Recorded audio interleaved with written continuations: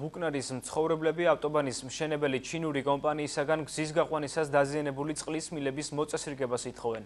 კიდევ რა მოთხოვნები გახმოვანდა დღეს აქციაზე და რა დაპირება მიიღეს ადგილობრივებმა მუნიციპალიტეტის გამგებელისაგან. ირინე წუწუნავაგი ამბობთ.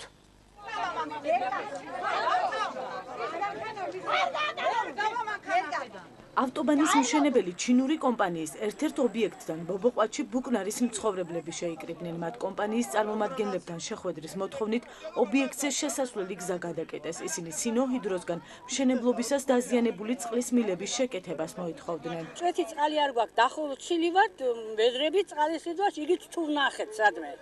ზოგმა ჭაამოთხარა, ვინ უყურებს იმას ჰიგიენურ წესებს, არის ვარგისიანი, უვარგისი, ოღონ წყალი დავლიოთ. აი იმ მდგომარეობაში ვართ. ჩვენ მოვითხოვთ წყალს. აი ვის მივმართოთ, ვის არ მივმართეთ, გზებიც გადავკეტეთ. არაფერ საშველი არ დაადგა ამას. ჩვენ ვითხოვთ, ჩვენ პირადი ინტერესი არავის არ გვაქვს. ჩვენ გვინდა წყალი.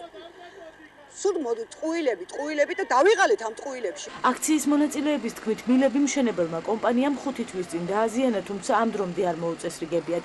ამბობენ, რომ ისინი ორმაგად დაზარავდნენ. სასმელი წყლის გარდა ზღვისპირას მცხოვრებლები ტურისტულ სეზონზე შემოსავლების გარეშეც დარჩნენ. არის უხარისხო მილების და მეორე საკითხი ამ უხარისხო მილებს დაემატა ის, რომ ავტობანის ქვეშ მოხვდა ეს ჩვენი მილი.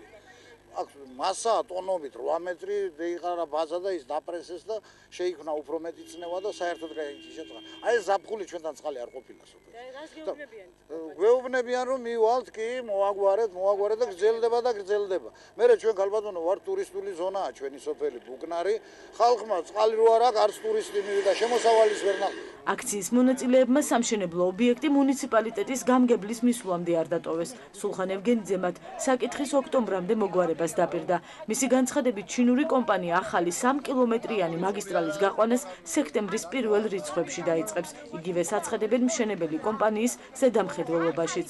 ამ საკითხის სიმწვავე ვიცით, დიდი ხანია, მაგრამ ზოგიერთ პრობლემებთან ჰქონდა საქმე, როგორც ფინანსურ, ასევე ტექნიკურ პრობლემებთან.